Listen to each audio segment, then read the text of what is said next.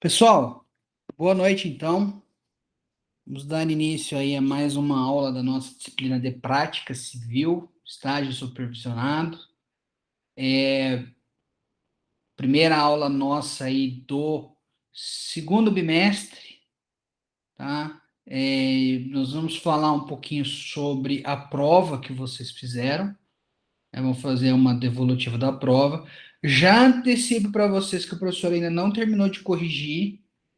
Ah, o professor, inclusive, vai utilizar aí o final de semana com feriado. Olha que coisa boa para se fazer, corrigir prova de trabalho. Então, Que o professor fase, hein? ainda não. Oi? Aí é duro, hein? Pois é, mas infelizmente tem que fazer, né? Tem que fazer, é verdade. Não posso pegar, imprimir as provas, jogar para cima, aquela pilha é 9, essa é 8. Apesar de eu achar que quando eu estudava, acho que tinha uns professores que faziam isso, viu? Mas enfim.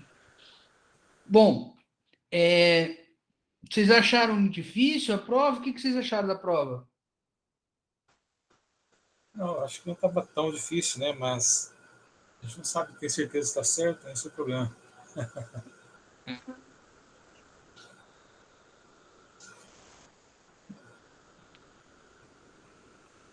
Aí vocês conseguiram fazer. Sim. É, é, Entregamos, professor. eu Mas até pensei em dificultar, eu falei, não, os meninos lá estão preocupados com TCC, com um monte de coisa nada lá. Vamos, vamos dar uma aliviada. Isso aí, professor, foi muito bom. O, então, ó, eu estava verificando ali, me parece que nós tivemos 6 atividades. Nós tivemos uma procuração, duas iniciais, o relatório lá da semana jurídica e duas contestações, tá? Essas 6 atividades aí, então, vão valer lá os nossos 40 pontos, tá? Uma ou outra aí vai acabar valendo um pouquinho mais, uma ou outra vai acabar valendo um pouquinho menos, né? Na hora da gente sopesar ali, talvez as peças aí tenham um valor um pouquinho maior, a procuração, o relatório um pouquinho menor, né?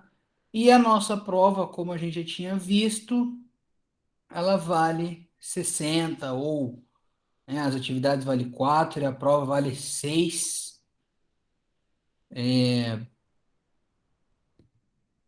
Nossa média aí é 7, né? Quem de repente não atingir a média por ir mal na prova, salvo engano, pode fazer a substitutiva.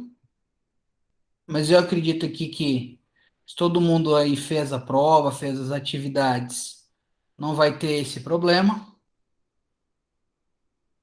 Bom, então nós tivemos um problema, né?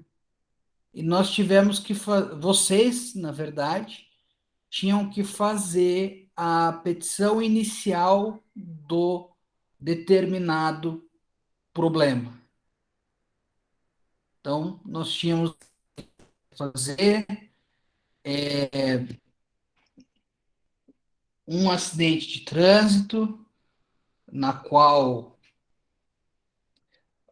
a mulher estava dirigindo o carro do marido, ela parou na faixa de pedestre, o carro que vinha atrás não teve manutenção da distância adequada, bateu, deu perda total. Então, o dano do veículo em torno de R$ 400.000 pela tabela FIP, mais ali o valor do aluguel, que suco de 40 dias, por mês, um veículo similar, acho que era 9.000, e a mulher teve ferimentos na face que precisam de cirurgia. Então, eles procuraram vocês, né, para tomar as providências cabíveis, no caso, fazer a inicial, né. O problema dizia ali que toda a documentação havia sido entregue, de orçamentos, tabela FIP, etc. e que eles queriam que entrasse com ação contra a empresa proprietária do veículo e o motorista. E o nosso problema ali ainda nos trazia que o fato ocorreu em Maringá. Então, nosso primeiro requisito lá da inicial, a indicação do juízo. Então, pelo valor da causa, aí nós podemos ver que vai dar mais do que 40 salários mínimos.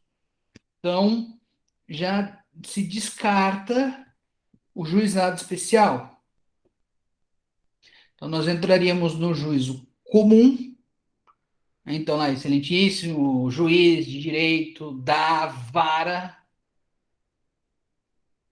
da comarca do estado. Como o problema nos traz, uma cidade nos traz Maringá, podemos colocar Maringá como a nossa o juízo competente? Podemos.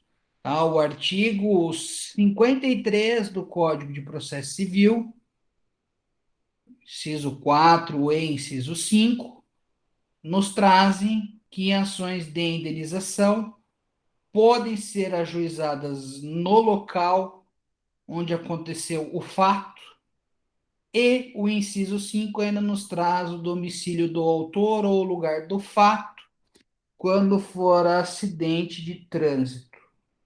Então, poderíamos deixar aí sem indicar qualquer comarca, porque o domicílio do autor, salvo engano, o problema não nos trazia, ou poderíamos colocar a comarca de Maringá, estado do Paraná, porque o problema nos trazia essa cidade e o código nos traz aí essa informação que eu posso ajuizar em um ou em outro. Então, o nosso segundo requisito, né? Qualificação das partes. Então, eu vou qualificar os autores, que é o marido e a esposa, e os réus, a empresa e o motorista. Sempre, pessoal, com os dados que o problema nos dá. O problema não nos trouxe ali RG, CPF, endereço. Se quiser colocar portador da cédula, identidade, RG, número, sem colocar número. Inscrito no CPF, número tal, no endereço. Tá? Você coloca até para você demonstrar que você sabe ali quais são os elementos da qualificação das partes. Porém, quando o problema não nos traz, a gente não coloca, porque senão aí o avaliador, no caso o professor, não, mas o avaliador lá da segunda fase da OAB, ele vai, de repente, ele imaginar que é algum tipo de identificação, ele pode zerar a prova, ou ele pode tirar uma nota por você estar inventando informações que não haviam no processo. Então, ali a gente qualifica os autores, né, neste ato, representado pelo judicial, mas tem que pôr presença de Vossa Excelência, propor, presente. Então, o problema nos dizia ali o quê? Uma ação de reparação de danos, né, uma ação de reparação de danos decorrente de acidente de trânsito. E se o professor não se equivocou aqui, o problema dizia que a moça tinha, a mulher do autor tinha tido danos estéticos na face que precisa-se de cirurgia. Deixa eu até abrir o problema aqui para eu ver se eu não estou falando abobrinha.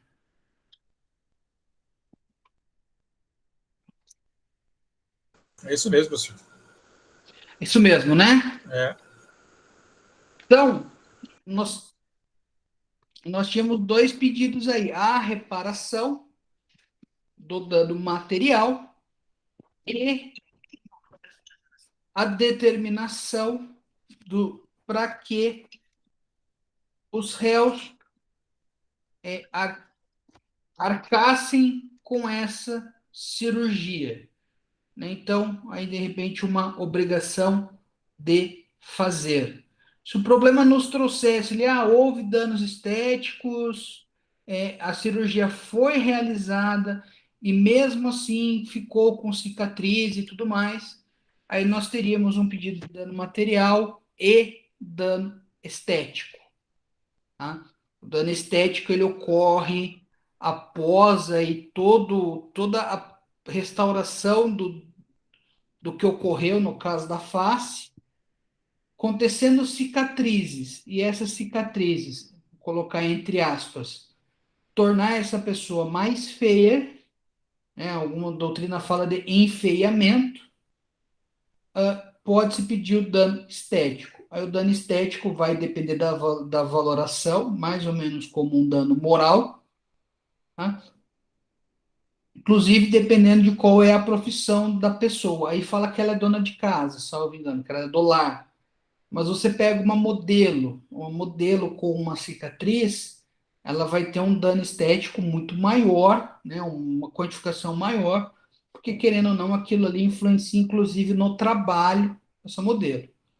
Então, aí, primeiro requisito, o juízo, podia deixar ali sem identificação ou utilizar o de Maringá, conforme o CPC, qualificação das partes, segundo requisito.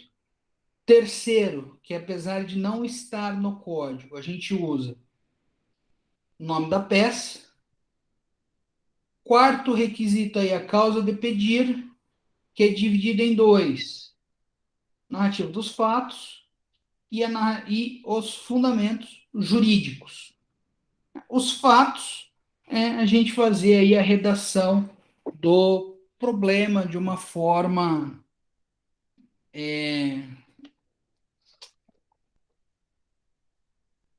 não ipsis literis de como foi colocado o caso concreto, mas fazer a narrativa do que efetivamente aconteceu, narrando os principais pontos. E aí os fundamentos, né? Aí sim, nós vamos ter aí os elementos, né, da responsabilidade civil. Então, o artigo 186 e 927 do Código Civil, né, que 927 diz lá: quem comete ato ilícito tem o dever de indenizar, e o 186 descreve lá o que é ato ilícito, né? Aquele que por ação, omissão, negligência, imprudência, causar dano a outrem, comete ato ilícito. E, né, o artigo 29.2 do Código de Trânsito, que fala da observância da distância mínima segura aí entre o veículo e o veículo da frente, inclusive até para evitar esse tipo de acidente, tá? Aqui a gente pode utilizar doutrina, pode utilizar jurisprudência, tá? Hoje, se vocês forem fazer uma prova prática, vocês não vão conseguir usar porque só vão poder ter o. Às vezes tem alguma súmula do STJ, do STF sobre o assunto. Aí vocês vão conseguir pesquisar no Vademécum, mas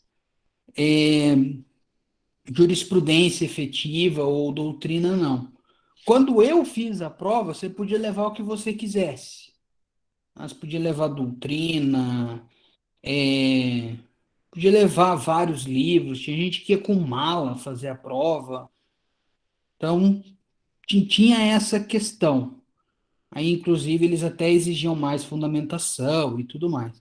Hoje, a fundamentação principal aí é a utilização do código, a legislação e de súmulas. E daí fazer a narrativa, né, dos fatos, ou a subsunção dos fatos aos fundamentos jurídicos, né, narrar, dizer ali qual que foi o ato ilícito, que foi a conduta de não observar a lei de trânsito, de bater na traseira, é, que causou o dano conforme a tabela FIP, no valor de tanto, que tem que ser indenizado. O valor do aluguel lá, aí teria que calcular certinho quanto é que dava os 40 dias, né? Que daí ia dar 9, mais ou menos de cabeça que o professor fez, acho que dava uns 12 mil de aluguel. Aí, utilizando lá a questão de juros e correção monetária do efetivo pagamento, se houve a informação do efetivo pagamento, aí nós vamos ter uma súmula do STJ, que é súmula 43, se eu não me engano, e juros desde o efeito danoso, que também, salvo engano, é súmula 54. Aí o professor colocou também no nosso slidezinho aí, né? Da gente utilizar o artigo 1048, que é o que fala da prioridade de tramitação, porque o senhor lá, o proprietário do veículo, ele possuía mais de 60 anos, então tem essa prioridade da tramitação do processo. Se, tá? Não, o problema não deixa claro isso, pelo menos na minha interpretação, tá? Quando eu elaborei o problema, não era a minha interpretação, mas se você pegar aí, de repente, uma cirurgia que seja de extrema necessidade, poderia se fazer uma fundamentação de tutela de urgência para a cirurgia ser feita de imediato, tá? Quem interpretou aí que tinha toda essa urgência e fez, eu vou analisar conforme a fundamentação e não vou verificar certinho, não vou desconsiderar a nota, tá? Aí depois nós passamos aí para os pedidos, que daí o pedido envolve lá a condenação dos réus a indenizar os prejuízos materiais sofridos, a obrigação de arcar com a cirurgia, né? Ou de pagar a cirurgia, apesar de o problema não trazer o valor da cirurgia, né? Por isso que a gente fala, e entendo eu que seria uma obrigação de fazer, a citação dos réus e a produção de prova. Também aí um requerimento de manutenção ou cancelamento da audiência de conciliação, que é um dos requisitos novos aí, né? Novos, entre aspas, porque foi trazido com o CPC 2015, apesar do código já estar em vigência por 5 anos. E por último, o último requisito nosso aí, valor da causa, a soma de todos os pedidos. No final, né, a data, temos em que pede deferimento e espaçozinho para a assinatura do advogado. Então, essa daí era a nossa petição inicial. Professor, Tá? o professor falou do dano estético, se ela fizesse uma cirurgia e depois gerasse ficasse com alguma marca, né? Mas isso é Uma certo. cicatriz.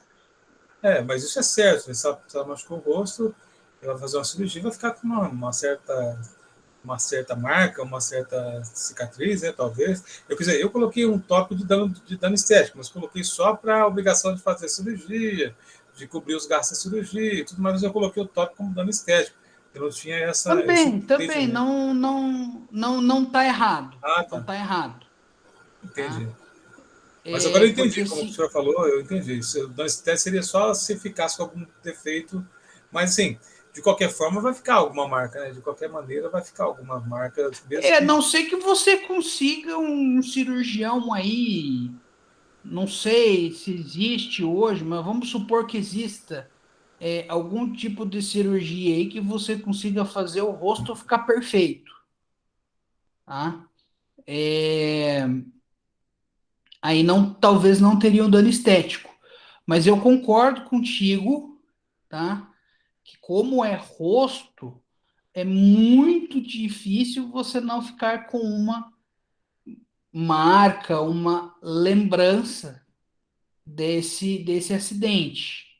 Então, assim, a minha leitura, quando eu fiz, foi essa da questão da obrigação de fazer. Porém, tá, como você falou, você fez um tópico do dano estético, vou analisar a fundamentação e vou estar atribuindo nota, porque, assim, o problema também deixava essa dúvida do dano estético. Então, aí, realmente, depois relendo, me gerou essa dúvida também. Então, assim, não está errado, tá? Você fez o tópico do dano estético. Até porque esse problema foi um problema que eu elaborei, tá? Eu peguei algumas informações, inventei alguns dados aí. Na verdade, acho que a única informação que eu peguei foi o valor do veículo efetivo na FIP aí, porque eu não fazia nem ideia de quanto valeria um carro desse. O resto aí acabei meio que inventando mesmo. Professor, Sim, falando em valor do carro, aí tem vezes que o cara é rico, né, para ter um Porsche Cayenne, né? Mas eu não deixei de colocar o pedido de justiça gratuita, porque onde nós estávamos em sala e aí o professor falou que cabe à parte adversa comprovar a suficiência financeira da outra parte. Então eu acabei colocando o pedido de justiça gratuita. Não sei se poderia pôr ou não. Falei, mas se fosse num caso prático da vida prático, eu acho que eu colocaria o pedido de justiça gratuito também. numa situação dessa daí, só é delicado você falar em justiça gratuita, em alguma situação também, você tem que analisar a capacidade econômica da pessoa. Então, eu não colocaria, até porque você vê que a ideia que nos dá é de uma pessoa que tem uma renda, até porque é um veículo importado, é um veículo caro, né? Eu até tomei o cuidado de repente dar uma pesquisada para ter uma ideia mais ou menos do valor, tá? Então, assim, eu talvez não colocaria um pedido de justiça gratuita. Realmente, a outra parte tem que comprovar. Agora, sim, você sendo juiz, você pega uma situação dessa, você deferiria justiça gratuita? Não. Então, Mas assim, é, já que eu tenho o direito de pedir, eu pensei nisso. Aí eu quero ver se a parte adversa ia falar alguma coisa ou não, assim, na vida prática. Apesar que é só um então pedido, né, professor? É um pedido Assim, só. O juiz vai isso, deferir não, ou não, não. indeferir, né? é, Não, não, então, é por isso que eu estou colocando, tá? Assim, qual que é o grande detalhe aí? Tá? Eu posso pedir? Posso. Porém, não, né? Porque o cara tem uma Porsche Cayenne, poxa. aí que tá. O que acaba acontecendo, tá? Eu posso pedir? Posso. Qual, qual é o grande detalhe aí de eu pedir justiça gratuita? O próprio código fala que a pessoa física ou jurídica vai ter justiça gratuita e a pessoa física é presumida, basta a declaração. Porém, se o juiz tiver dúvidas, ele, juiz, solicitar que a pessoa comprove a insuficiência de recursos para arcar com as custas do processo. Tá? Então, aí, o que o juiz vai pedir? Vai pedir declaração de imposto de renda, de repente, se a pessoa tem outros veículos no nome, se tem imóveis no nome, para a pessoa comprovar toda a sua condição econômico-financeira o juiz vai ponderar se defere ou indefere. Ele pode fazer isso. Ele pode deferir de plano? Pode também. Ele deferindo de plano, vai caber a outra parte, quando for apresentar a contestação, fazer uma preliminar questionando o deferimento da justiça gratuita. Então, assim, pedir, eu posso? Posso. Tá? Inclusive, nós temos vários casos lá na prefeitura. O pessoal entrou cobrando aquela taxa de iluminação pública, que o município cobrava, aí foi julgado inconstitucional pelo Supremo e teve que se devolver, e as pessoas aí teve até o ano de 2009 para entrar com essas ações de cumprimento de sentença. Muita gente, e a taxa de iluminação pública, como ela vinha no carnê de luz, hoje vem como COSIP, né? A COSIP é constitucional, a taxa não, que depende lá de uns critérios tributários, não vamos entrar no meandro da coisa, mas foi julgado inconstitucional, tem que devolver, beleza. Então, se vinha na fatura, ou eu era proprietário, ou eu tinha alugado um imóvel. E a fatura de luz vinha no meu nome, unidade consumidor. Muita gente entrou com a ação lá em 2008, 2009, pediu justiça gratuita, foi deferido, e agora, no final do processo, tem alguns processos que já terminaram aí faz tempo, alguns estão terminando agora, depois de 11, 12 anos, e nós estamos questionando essa questão da justiça gratuita, e quando questiona, o município tem que comprovar. Então, às vezes, a gente levanta lá que a pessoa tem bens imóveis, que tem veículos, que tem empresa, às vezes a pessoa não tem nada no nome, que às vezes ela só alugou o imóvel e pagava com de luz. Então, você tem que fazer meio aí que uma de James Bond, né, de detetive, de investigador, para ver qual é a condição econômico-financeira da pessoa. Agora, o que você falou, pedir, eu posso? Posso. Só fica a ressalva aí, se o juiz deferir, né, acho que está lá no artigo 99 do CPC, se o juiz deferir e a pessoa não tinha direito à justiça gratuita, ela pode ser condenada a pagar uma multa de até o décuplo, ou seja, até 10 vezes do valor que tinha que pagar das custas. Então, às vezes, né, vale a pena pedir, às vezes não vale a pena. Mas, o que você falou faz sentido, eu posso pedir? Posso. A probabilidade do juiz indeferir nesse caso, minha opinião, é muito grande.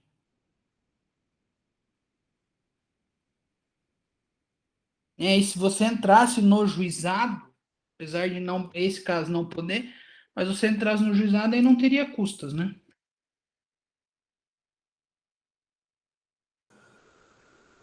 É bem de consciência isso, eu acho também, né, professor? Tem que entender. Eu também pensei em não colocar, mas acabei colocando, mas o cara ter um carro desse, cara, não é o suficiente, né? Na verdade, ele poderia ser, talvez tivesse falido, tivesse só esse carro como bem, né? Talvez não tivesse perto de uma falência, não sei, nada consta aí, né? Mas mesmo assim, eu acho que o juiz não deferiria, não, né? Essa justiça gratuita. Aí que tá. O juiz poderia pedir essa investigação antes de deferir, e ele poderia trazer todas essas informações, né?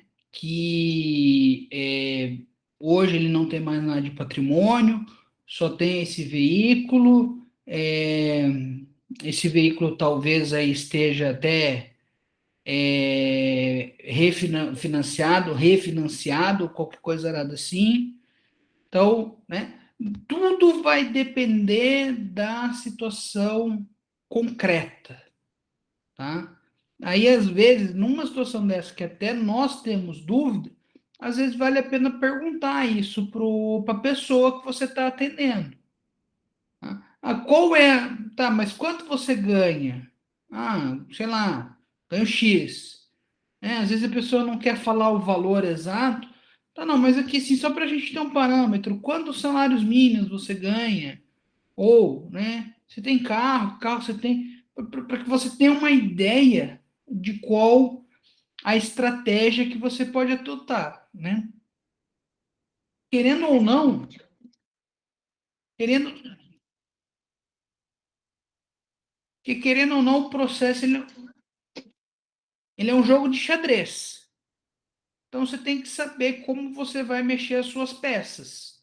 Qual vai ser a melhor estratégia que você vai adotar, né? Tudo depende desse meio termo, né? Às vezes eu vou entrar, uma vez eu peguei um processo lá que eu fiz contestação, a parte autora entrou com parte do processo administrativo, não entrou com o processo administrativo inteiro. Por quê? A parte que ela não juntou era a parte que era contrária à tese dela. Então, ela fez a estratégia dela. Não, vou dizer que tem um processo administrativo, vou juntar aqui, mas vou juntar só as partes que me favorecem, que me interessam. Então, eu tive que juntar o administrativo inteiro. Para quê? Para mostrar para o juiz que que o administrativo não estava inteiro.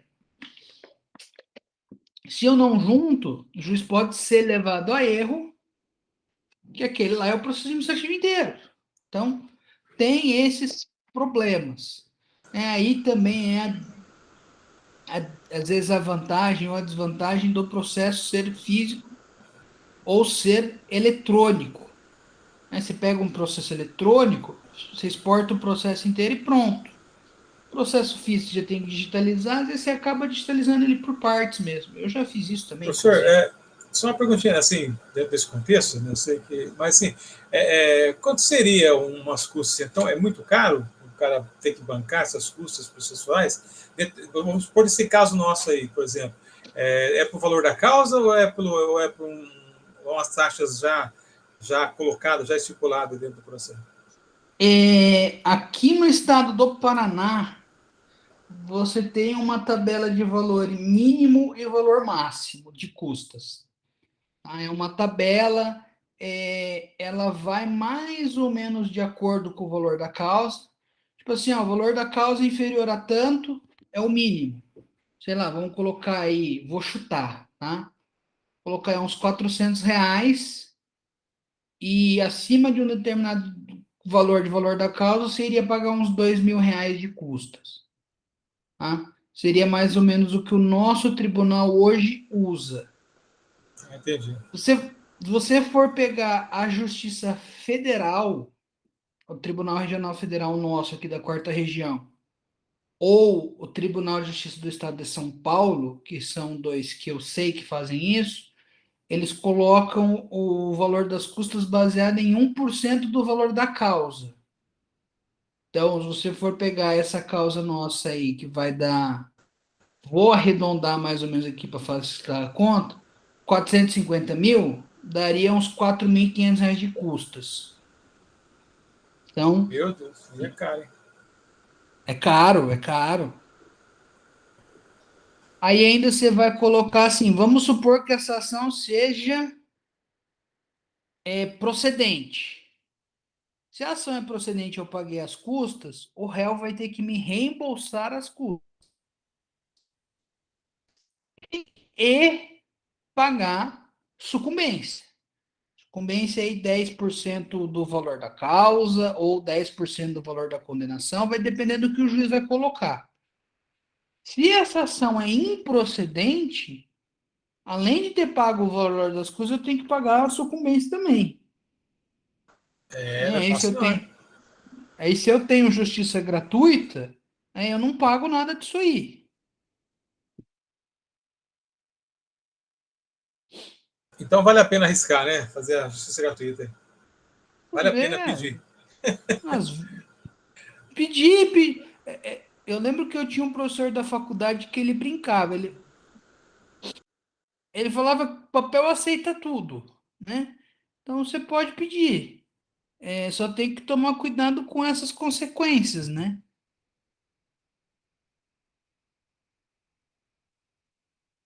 Ver o que efetivamente vale mais a pena. Às vezes tem que falar com o cliente se ele tem um interesse de pagar essas custas também, né? Porque aí quem acaba tendo que pagar é o cliente, né? Já vi casos do advogado pagar depois o cliente reembolsar, ou o advogado só fazer a movimentação processual depois que o cliente paga o valor das custas. Tudo depende. Aí também, minha humilde opinião, né?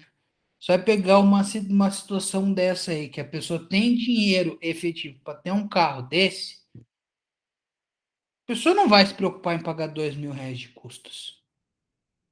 Minha opinião, né? Eu posso estar fazendo um julgamento errado, só que se a pessoa tem aí dinheiro para comprar um carro desse à vista, né? Você levando em consideração hoje toda a questão de combustível e etc. que nós temos, provavelmente você falar que tem que pagar os R$ 2.000 de custos, talvez ele até aceite pagar e não correr o risco aí de tomar uma sanção aí de repente ter que pagar 20 mil, né? Até o décuplo desse valor.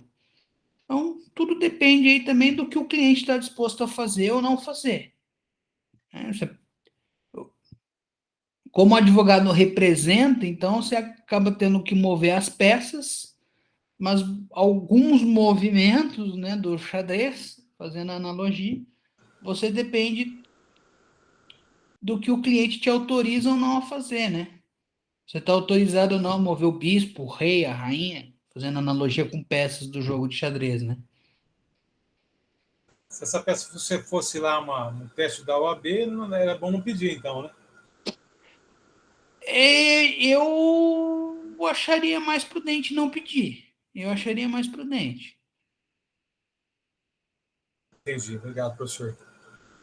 Porque quando é para você pedir, o problema vai deixar mais claro, vai deixar de alguma forma que a pessoa não tem condições. Eu não lembro certinho todos os problemas, mas teve um problema que nós fizemos lá que tem essa informação lá, que a pessoa não tinha condições de arcar com as custas, etc. O problema vai trazer essa informação. Se ele trouxer, é bingo que é justiça gratuita. Se ele Ah, não beleza. trouxer, na dúvida, não coloque. Na dúvida, não coloque. Um outro detalhe que é interessante também, tá? Aqui, como é a nossa avaliação, você acaba não tendo muito desse controle. Mas, salvo muito me engano, hoje, tá? A prova da OAB, a peça, você tem o número máximo de laudas que você pode fazer. Na minha época eram 5, tá? Hoje eu não sei se está em 5 ainda. Professor, Mas eu acho que nesse. é o número de linhas. Se eu não me engano, Não, sempre. não, Marcelo, sempre foi por número de páginas. Ah, tá. Sempre, sempre foi por número de laudas, na verdade, que eles falam, né? É, Normalmente, tá? Normalmente é uma lauda para cada questão, pelo menos era quando eu fiz, tá? Era uma lauda para cada questão e 5 laudas para peça. Aí, inclusive, vinha meio que, não é um almoço, né? Porque um almoço seriam 4 laudas, né? Mas vinha tipo um almoço, assim, 10 laudas certinho, vinha até contado. ah, bacana, eu não fiz ainda. Bom, se chegar na segunda fase, né, já é uma grande coisa. Experimentar É, essa vez aí. assim, ó, falando um pouco da prova da OAB, minha opinião, tá? A opinião de quem já fez. Eu não sei se os outros professores já falaram isso, mas eu tenho a impressão de que a primeira fase é mais difícil do que a segunda. Ah, professora, a segunda é a parte prática, exatamente por isso. Você vai escolher uma área do conhecimento, né, seja civil, penal, trabalho, etc., e vai cair uma peça, vai cair questões sobre aquilo. A primeira fase, apesar de ser alternativas, apesar de a gente ter aí, às vezes, alguns chutes que são certeiros, você tem que acertar 40 de 80 questões que cai um pouco de tudo, né? Então, assim, em minha opinião, a primeira é mais difícil. Ah, mas vai ter gente que vai dizer para vocês que a segunda é mais difícil. Aí, por essas questões. Aí vocês podem me perguntar se eu acho certo, errado a questão de ter ou não ter a prova. Eu falaria que correto até talvez seja, aí eu tenho o entendimento de que é, porque você teria aí uma forma de separar aqueles que levam a faculdade a sério daqueles que não levam. Nós temos muita gente, aí uma opinião minha, né? O curso de Direito é fácil, é um curso que dá para você aprender sozinho, minha opinião, tá? Não sou o dono da verdade. E daqueles que efetivamente levam a sério, o curso é um curso bem muito difícil. Então, é uma forma de você medir o conhecimento, a capacidade, porém, essa forma que ela é feita, 80 questões de todas as matérias, depois uma prova prática, eu não vejo a melhor forma de se fazer, porque não mediria efetivamente esse conhecimento. Talvez você fazendo só a parte prática, pegando ali talvez uma parte da vivência do núcleo, junto com uma prova prática, talvez seria uma forma mais correta, mais justa de se fazer. Uma outra coisa que daí é opinião minha, novamente, que eu acho errado. Professor, eu vou fazer trabalho porque trabalho tem menos pés. A pessoa faz, passa na OAB e nunca mais atua com o direito do trabalho. Uma vez eu estava vendo, acho que a legislação de alguns estados dos Estados Unidos, você faz a habilitação para aquele estado e para aquela área. Se você quiser atuar em outra área, você tem que fazer o exame novamente. Não sei se em todos os estados são assim. E lá também tem um regramento que você pode ter um advogado a cada não sei quantos mil habitantes. Então, se der um número maior que isso, também não fazem novas capacitações para o bar, né? Lá não é OAB a sigla, lá é bar. Que significa, boa pergunta. Quanto à nossa avaliação aí, pessoal, alguma dúvida, algum comentário, algum questionamento? Não, professor, é isso mesmo, né? Ele falou certinho para nós. Aí, tá, eu falei para vocês, né, da questão da obrigação de fazer, de arcar com a cirurgia, mas aí também pode ser um dano material, pode ser um dano estético, que também vai estar certo. Até estava relendo o problema aqui, realmente a gente deixa ficou aberta essa questão. Então, a gente tem esse probleminha aí que ficou aberto. Aí, pessoal,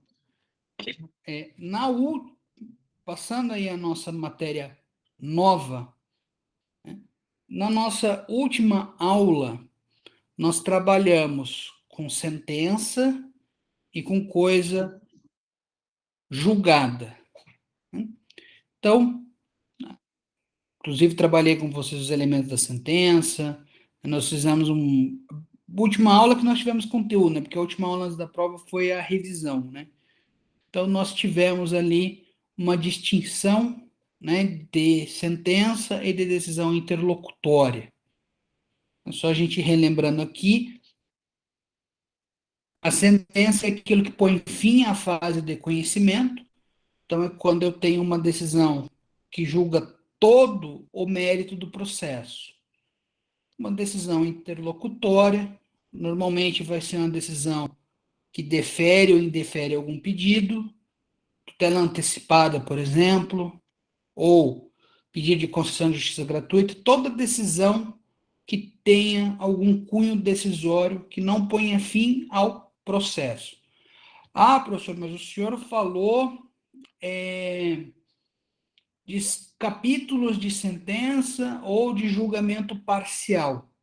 Pois é, aí a doutrina vai nos colocar aí como uma decisão, uma parte da sentença, porque ela vai extinguir o mérito naquele ponto, vai decidir o processo naquele ponto, porém não vai dar fim à fase de conhecimento como um todo.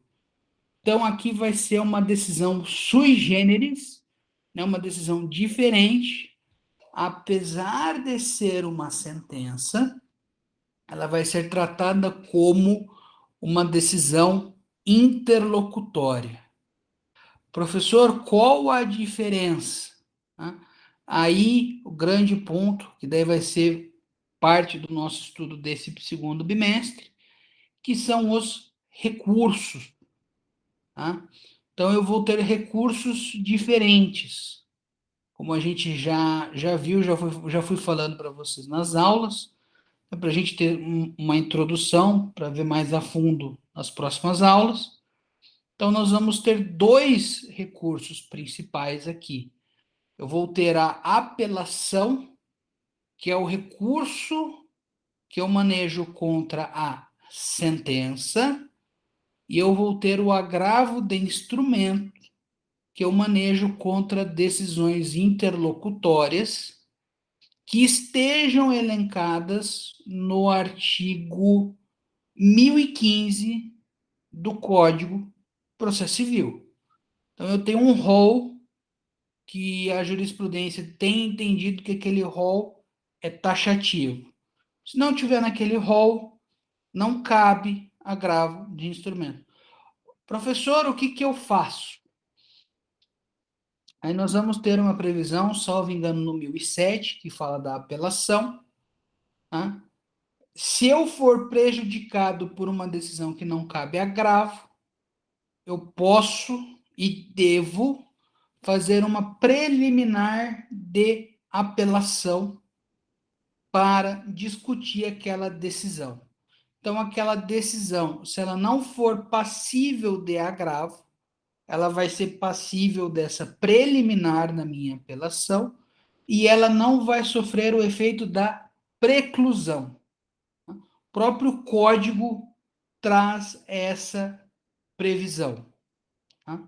E nós vamos ter um outro recurso aqui, que é o embargo de declaração, que ele é um recurso integrativo. Por que ele é um recurso integrativo? Porque ele visa sanar erros na sentença. Então, se a sentença for obscura, o juiz começar a fazer uma sentença toda em inglês ou toda em latim, né? Muita gente não vai entender nada.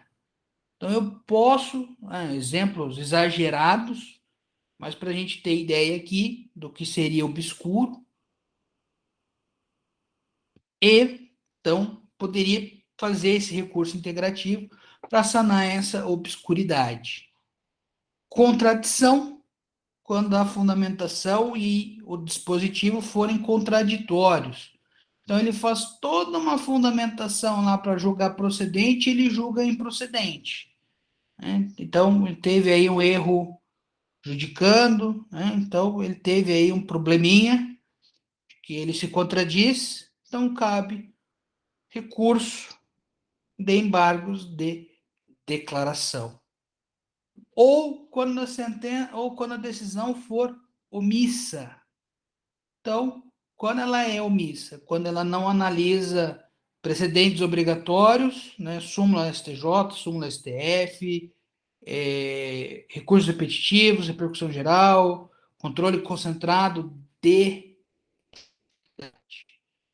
Então, inclusive, essa situação está prevista lá no 489 do CPC e também vai estar lá no 1022, os parágrafos do CPC.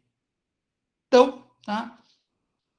Como eu falei para vocês que ele é um recurso integrativo, ele vai ter um efeito devolutivo, que ele vai devolver o processo para análise, para ter essa integração, mas ele vai devolver para o próprio juiz que prolatou a decisão, próprio magistrado. Por que eu coloco magistrado? Porque pode ser de primeiro grau, de segundo grau, ou até mesmo de tribunais superiores.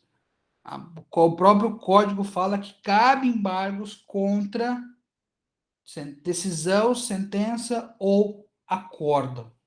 né? Às vezes eu tenho uma decisão interlocutória que faz toda a fundamentação para deferir uma tutela de urgência e ele indefere. Então, vou poder colocar aqui uma contradição.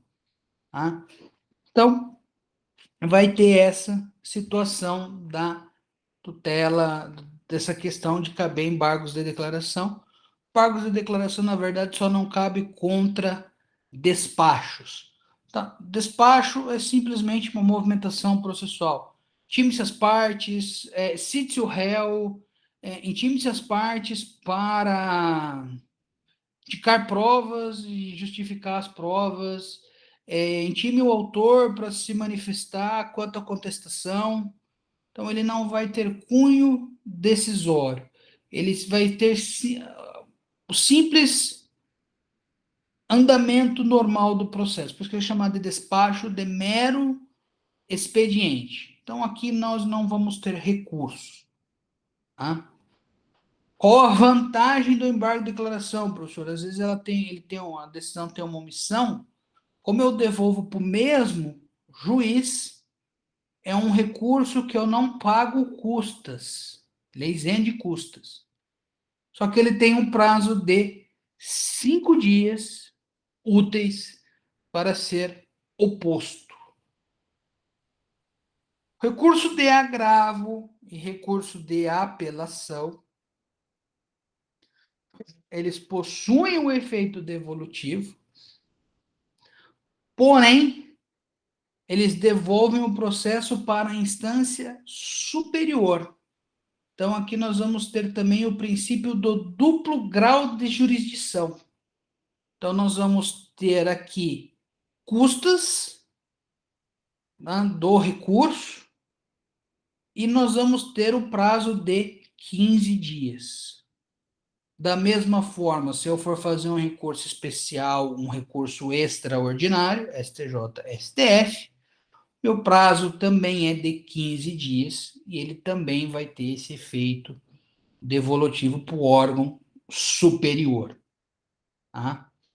Aqui, quando nós falamos em apelação, agravo, curso especial, recurso extraordinário, nós podemos ter efeito suspensivo. Embargos de declaração também, porém, não embargos de declaração por regra legal, não há efeito suspensivo, porém, eu posso requerer. No agravo, via de regra, também não tem, porém, eu posso requerer. A apelação, ele vai ter o efeito duplo de, então, devolutivo e suspensivo, exceto nas exceções, que nós vamos ver nas próximas aulas. Os recursos para os tribunais superiores, em regra, não possuem efeito suspensivo, que também me é permitido requerer. Coloca essa situação de que é possível requerer. Tivemos um caso recentemente na prefeitura lá, que a sentença foi de improcedência, a parte autora apresentou apelação não teve efeito suspensivo, a parte fez um requerimento direto ao tribunal, que é o procedimento que nós vamos ver, e o tribunal concedeu efeito suspensivo à apelação. Então, apesar da, nesse caso específico lá, não ter efeito suspensivo, o tribunal concedeu. Então, nós vamos ter essa possibilidade. Professor, justiça gratuita. Vou ser isento de pagar as custas da mesma forma que eu fui isento de pagar as custas iniciais. Ah, mas eu tinha condições, agora não tenho mais. Bom, então, antes eu não tinha requerido, aqui eu faço meu requerimento de justiça gratuita, sem problemas. Tá? Justiça gratuita eu posso requerer no momento que eu achar que eu preciso dela. Então, às vezes vai ser na inicial, às vezes vai ser aqui. Levando em consideração, tá? Juizado especial, aí é chamado de recurso, na prática se chama de recurso inominado, o prazo é de 10 dias, vai para a turma recursal.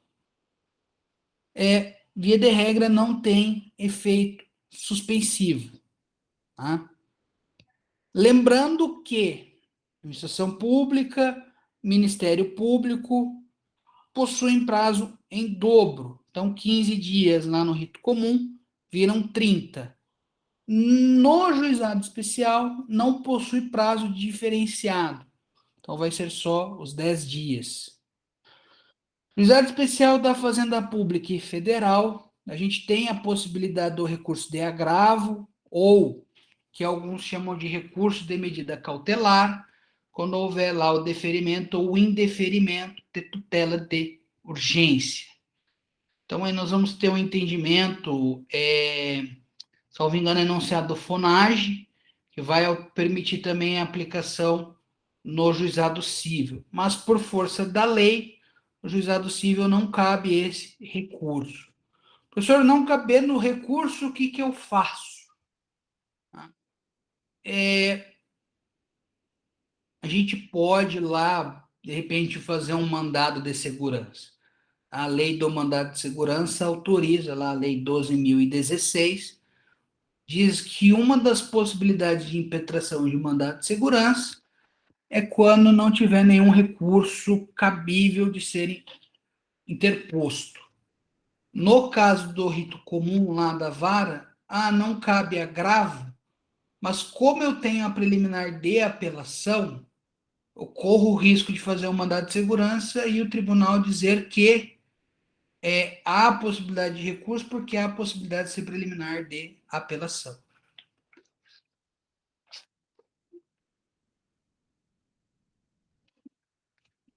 E um outro problema, tá? Que nós temos aqui também, que eu já vi algumas decisões nesse sentido, é que às vezes as partes, os advogados, violam o princípio da dialeticidade recursal. Professor, nome difícil, nome difícil. O que serve esse princípio da dialeticidade recursal? Não basta eu repetir os meus argumentos da inicial ou da contestação. Eu tenho que... Meus argumentos podem ser os mesmos, mas eles têm que dialogar com a sentença.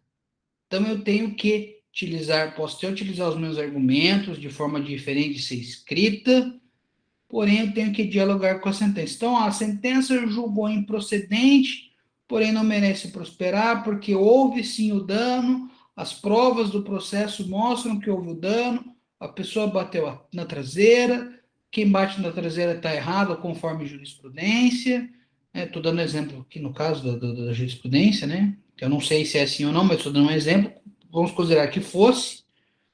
Então, eu estou tendo a dialeticidade, eu estou tendo um diálogo. Meu recurso ele está atacando a sentença nos pontos que ela está errada. Se o meu recurso não tiver esse ataque, ele simplesmente, eu vou fazer um copia e cola da minha inicial, da minha contestação, meu recurso ele não vai ser admitido, ele não vai ser conhecido, não vai ser julgado por violação ao princípio da dialeticidade recursal. Um outro princípio também que já vi ser violado, tá? Da questão de violação ou supressão de instância. A parte pede só o dano material no primeiro grau, é julgada improcedente, ela apela e pede dano moral também. Tá? Então, como ela não pediu dano moral, o tribunal não vai receber o recurso, não vai conhecer o recurso por supressão de instância ou por violação do princípio da hierarquia das instâncias. Se você não pediu no primeiro grau, você não pode pedir no segundo. É isso que cabe aí, o princípio da supressão de instâncias. Só pode pedir no segundo grau se você pediu no primeiro. Ou você só pode pedir no Tribunal Superior se foi pedido no primeiro e no segundo grau. Pessoal, esses então aí são, via de regra, tá? os princípios que norteiam os recursos. Trouxe principalmente 3, o agravo, a apelação e o embargo de declaração, como exemplos. Tá? Nós vamos ter ainda recurso especial, recurso extraordinário. Nós vamos ter agravo interno. Tá? Nós tínhamos um outro recurso que era chamado de embargos de divergência ou embargos infringentes.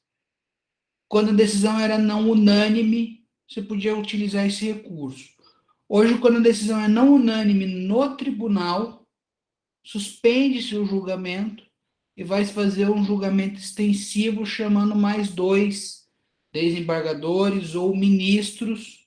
Aí vai ser julgado por maioria, mas no acordo vai vir lá, foi julgado por maioria em sessão estendida, em câmara estendida, alguma coisa nesse sentido. Então, é um recurso que não existe mais, porém ele foi substituído. Ah, não existe mais, o Poder Judiciário vai ser mais rápido. Não vai, porque eles deram um jeitinho lá de colocar esse recurso de novo. Então, eu suspendo a minha sessão e esse processo vai ser julgado depois.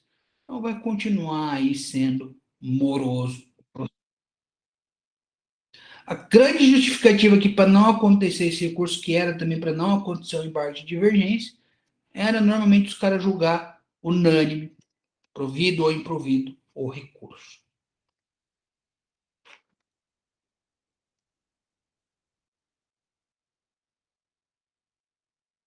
Certinho, gente? Nessa introdução da parte dos recursos, alguém tem alguma dúvida, algum questionamento, algum comentário, alguma indagação? Não, tranquilo, professor. Então, gente, bom final de semana para todos aí, um bom feriado. A gente se vê na próxima sexta. E eu pretendo até lá já ter corrigido as provas e já ter lançado as notas. Beleza, professor. Valeu, Agradeço. gente. Boa Até a semana. Um próxima abraço, aula. professor. Obrigado, professor. Boa noite. Bom fim de semana. Boa semana. Um abraço. Tchau.